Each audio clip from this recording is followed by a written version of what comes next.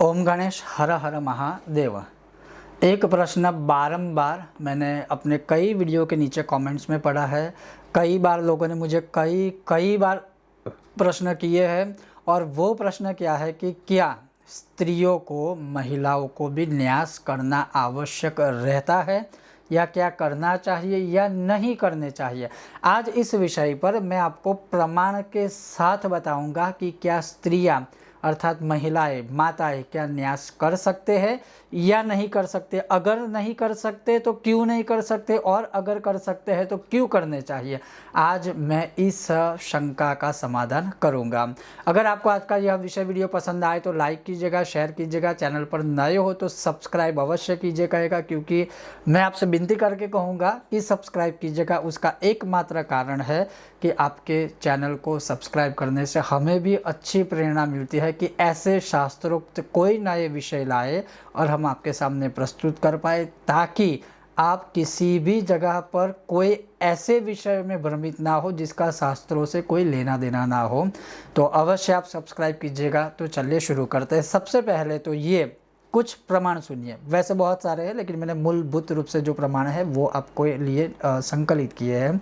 एक, पूजा जपार्चना होमः सिद्ध मंत्र कृता अपि अंग विन्यास विदुरा न दास्यन्ति कलान्यपि। सिद्ध मंत्र को अगर आपको सिद्ध करना है, सिद्ध मंत्र का मतलब यह है कि किसी मंत्र को आपको सिद्ध करना है। दूसरा प्रमाण है कि कोई सिद्ध मंत्र है उसका अनुष्ठान करना है और उसका आपको फल नहीं मिलता है। आपने पूरा अनुष्ठान किया, उसका जप किया, दशांश यज्ञ किया, दशांश तर्पण किया, सब कुछ किया, होम भी किया, लेकिन विदुरा अंग विन्यास विदुरा न दास्यन्ति फलान्यपि।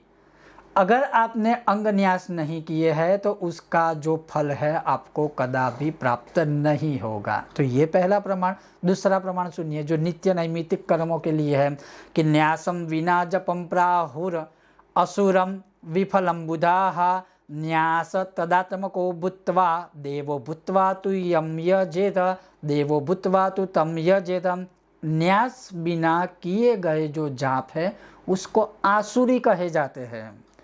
उसका कोई फल कभी आपको प्राप्त नहीं होगा और इसीलिए न्यास द्वारा ही जो पूजा कर रहे हैं, जो पूजा में बैठे हैं, जो अनुष्ठान कर रहे हैं, वह स्वयं देव रूप होकर के देवार्चन करते हैं, तब उनको उसका फल प्राप्त होता है। ये दूसरा प्रमाण। आगे तीसरा जो प्रमाण है वो भी श्रवण कीजिए। न्यासहीनम तु यत्कर्म गृहण्यम त्यर्गः राक्षसाः। न्यास बिना किए गए पूजन का ग्रहण राक्षस करते हैं। इसके अलावा भी मेरे पास, ये मैंने 3 प्रमाण दिए, मेरे पास कम से कम 30 प्रमाण है। तो ये एक पहला प्रमाण। आपने इसमें कहीं पर भी क्या सुना कि स्त्रियों को इसमें न्यास नहीं करना चाहिए? कहीं पर भी आपने सुना? कहीं पर भी आपको ये दिखा? अब मैं आगे उसका दूसरा प्रमाण देता हूँ। ये बहुत ही महत्वपूर्ण प्रमाण है। जैसे ध्यान से श्रवण कीजिएगा। अश्ली विकमेतत् साधूनां यत्र जुहुत्यमि हविः प्रतिपेतत् देवानां तस्मात् तत्परिवर्जयेत। अब ध्यान से। ना श्रोत्रिये यतते यज्ञे ग्रामे याजी कृते तथा स्त्रिया क्लीवेन च हूते भुंजितः ब्राह्मणः क्वचित्। दूसरा एक प्रमाण है मनुस्मृति का। नास्ति स्त्रीणां पृथग यज्ञो न व्रतं नाप्युपोषणं पतिम शुश्रूषते येन तेन स्वर्गे महीयते। अब देखिए, इसमें अगर आप पूर्ण रूप से ध्यान से इसको समझने का प्रयत्न कीजिए कि जो परिणीत स्त्रियां हैं उसके लिए अपने परिवार, अपने पति, अपने बच्चों या अपने घर संसार की जो सेवा है ना, वो सबसे बड़ा यज्ञ, सबसे बड़ा जप, सबसे बड़ा तप्य, सबसे बड़ा भक्ति, सबसे बड़ा धर्म है। और स्त्रियों को चाहे व्रत हो, चाहे जप हो, चाहे तप हो, चाहे यज्ञ हो, अपनी पति की आज्ञा के बिना कभी भी नहीं करना चाहिए। और अपने पति ऐसे अच्छे कर्मों के लिए जब आज्ञा देते हैं और स्त्रियां वो करती है तो उसमें सफलता प्राप्त होगी होगी होगी। क्योंकि यहाँ पर स्त्री धर्म या पुरुष धर्म के विषय में जो लिखा है, यहाँ कोई भेदभाव नहीं है। क्योंकि अगर आप देखें तो सबसे ज़्यादा व्रत कौन करते हैं? सबसे ज़्यादा व्रत महिलाएं करती है, सबसे ज़्यादा जप तप महिलाएं करती है, सबसे ज़्यादा भक्ति जो है वो महिलाएं ही करती है। अब इसमें एक चीज़ है कि जब महिलाएं सबसे ज़्यादा व्रत करती है तो उस व्रत के सारे विधि विधान में न्यास तो सर्वप्रथम अंग कहलाता है, उसके बिना तो आप पूजा कैसे कर पाओगे। हाँ, कुछ ऐसे विषय के बारे में है या एक छोटा सा तर्क है कि न्यास के बहुत सारे प्रकार हैं। जैसे अगर आप देखें दुर्गा सप्तशती का पाठ, उसमें एकादश न्यास है और एकादश न्यासों में अलग अलग अंगों को स्पर्श करना, अपने हाथ ऊपर करना या अपने शरीर के खुले अंगों को स्पर्श करना, और ये महिलाओं के लिए एक मर्यादित या एक मर्यादा मान करके, जो शायद पुरुष है ऊपर उपवस्त्र पहन के बैठ सकते हैं, क्या स्त्रियां बैठ पाएगी? नहीं बैठ सकती है। पुरुष है अपने अंगों को स्पर्श कर सकते हैं, क्या उस तरीके से महिलाएं उन न्यासों में कर पाएगी? नहीं कर पाएगी। ये एकमात्र तर्क है, लेकिन ऐसा नहीं है, कहीं पर भी ये नहीं कहा है कंपलसरी शब्द के साथ कि स्त्रियों को न्यास नहीं करने चाहिए।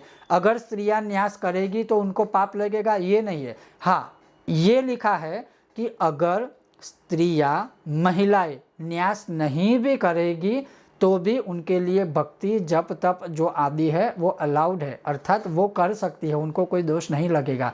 लेकिन मेरा ये कहना है, मैंने आपको प्रमाण भी दिया है, अगर स्त्रियां भी न्यास कर लेगी तो उसमें दिक्कत क्या है। और मैंने कहा ना कि एकादश न्यास आदि कुछ ऐसे न्यास है जो सार्वजनिक रूप में नहीं करने चाहिए। मत कीजिए, दोनों हाथों से नमस्कार कीजिए, अपने पति आपके लिए जो है न्यास कर लेंगे या वो जो न्यास करेंगे उसका फल आपको मिलेगा।